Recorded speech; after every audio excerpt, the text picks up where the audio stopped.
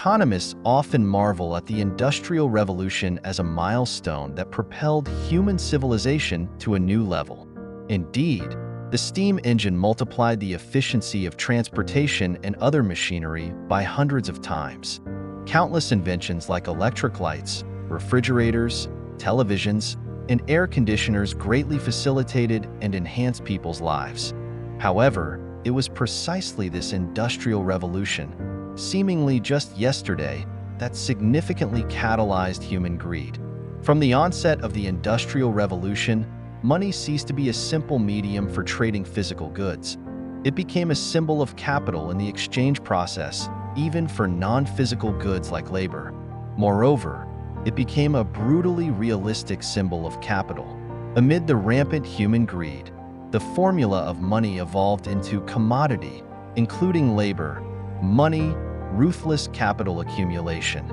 The enclosure movement in 18th century Britain, which reached its peak, led to a large number of farmers losing their land, which they depended on for survival.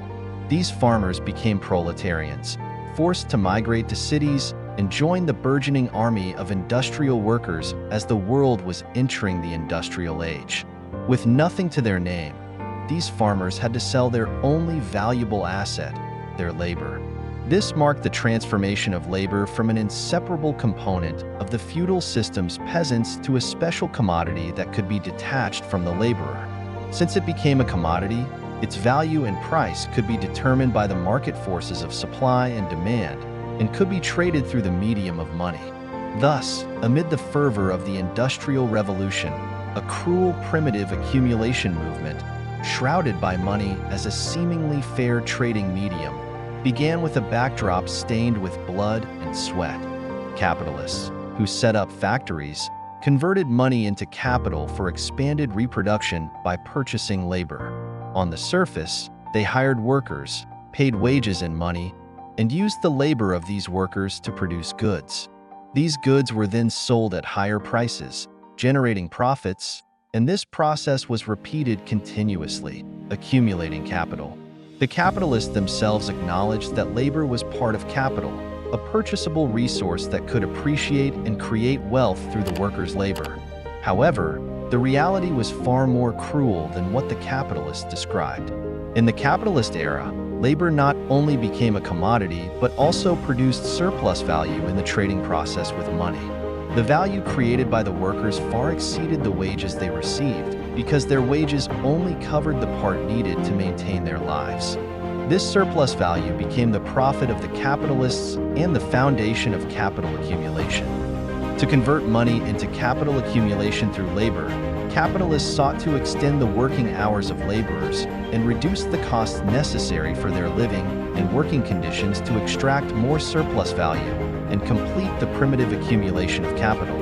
As the continuous influx of landless farmers into the cities became a vast reserve army of industrial workers, capitalists manipulated the price of labor by controlling the market for labor, lowering wages to obtain more surplus value.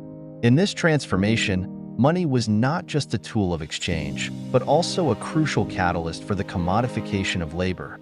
According to Pearl's standard, fundamentally, the existence of capital is a prerequisite for capital accumulation, and money exacerbates the growing wealth gap between the rich and the poor. In the initial stages of the Industrial Revolution, capitalists, by controlling capital and means of production, as well as the marketization of labor, exploited surplus value from laborers and accumulated capital to expand production. The exploitation relationship formed through the commodity trading of labor and money deepened class contradictions and social inequalities. The laborers enslaved by money engaged in violent struggles, almost causing early capitalism to collapse. Pearl's standard believes that in addition to the exploitation of surplus value from labor by early capitalists, money, this devil, also played a part in the cruelty. The state, dominated by capital interest groups, monopolized precious metals like gold and silver. In other words, before the gold standard, capital interest groups essentially controlled the pricing of money. Laborers were fooled by the ambiguity of the precious metal currency. Although the laborers appeared to be free, they were ultimately slaves to money.